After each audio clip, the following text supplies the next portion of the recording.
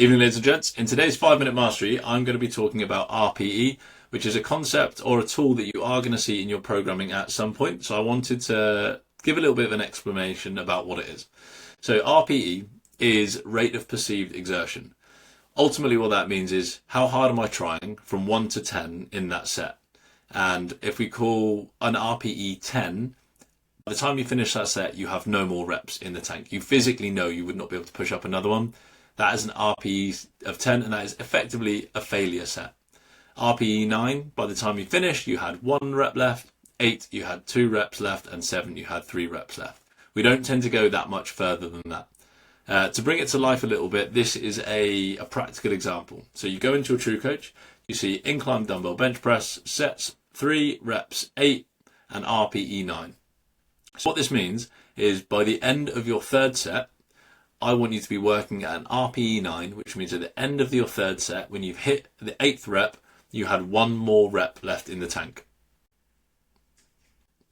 So the way that I would manage this is I'd try and find a weight where set 1 feels like an RPE 7, set 2 would feel like an RPE 8, and then by the time I get to set 3, that feels like an RPE 9. And when I squeeze out that 8th rep, I can go, yeah, I probably had 1 more left in the tank there.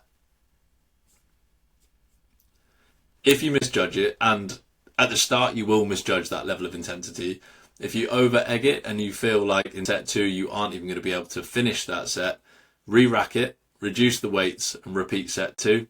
You could try and finish that set if you can safely get through to it and not fail, but then you are going to have to reduce that weight for set 3 to make sure that you hit that 8 reps with 1 rep left in the tank.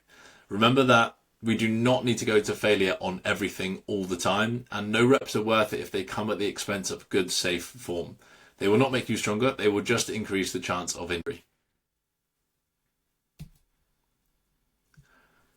To bring to life when I'm going to use RPEs that are higher or lower, we're going to push closer to failure when you're doing machines or isolation exercises, when you're experienced and confident in form on more complex movements, and when you're targeting muscle growth in a controlled setting.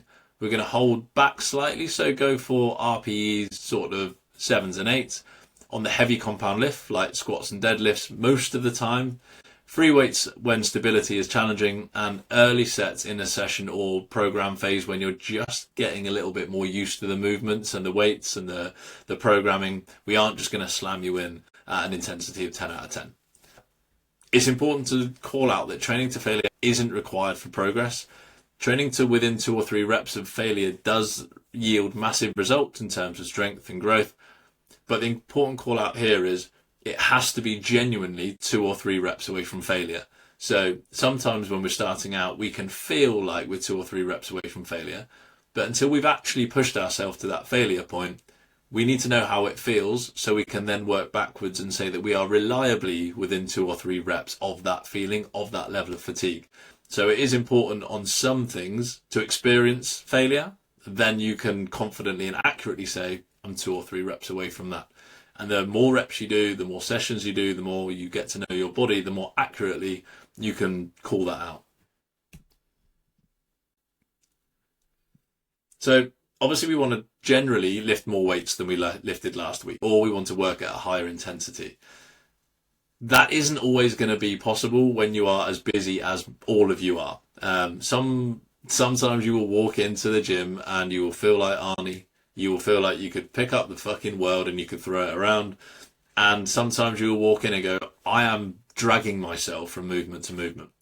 On weeks where that's happening, it is just unrealistic for you to think you're going to be able to consistently, incrementally improve on weights. What we need to focus on weeks like that is working at the level of intensity or slightly above the level of intensity that we worked at last week. But that might not translate to more weight on weeks that you're feeling shit. If work is bad, if sleep is bad, if you have had to have been reactive with your diet, or if it's your cycle, if you're a female, then all of these things come into play.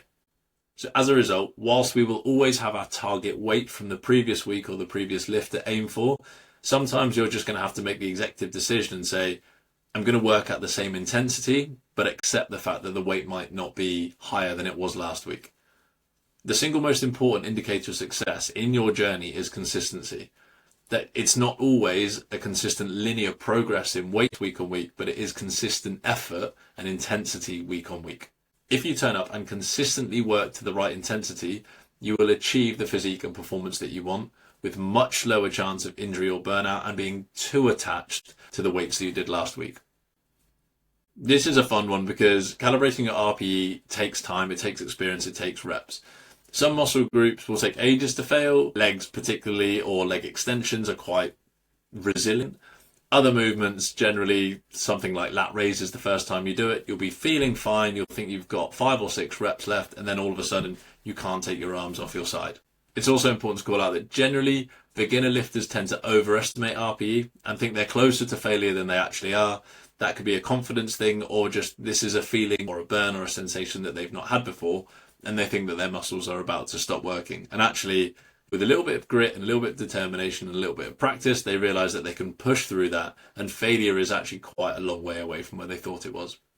Next time you see a movement with RPE 10 next to it, I want you to choose what you think is the right weight to take you to failure on the last rep on the last set, and go to genuine failure on the last set. Because a lot of the time you realize that you have got a lot more in the tank and you can push a lot harder through a lot more pain than you think you can. And that is weirdly invigorating and also quite scary.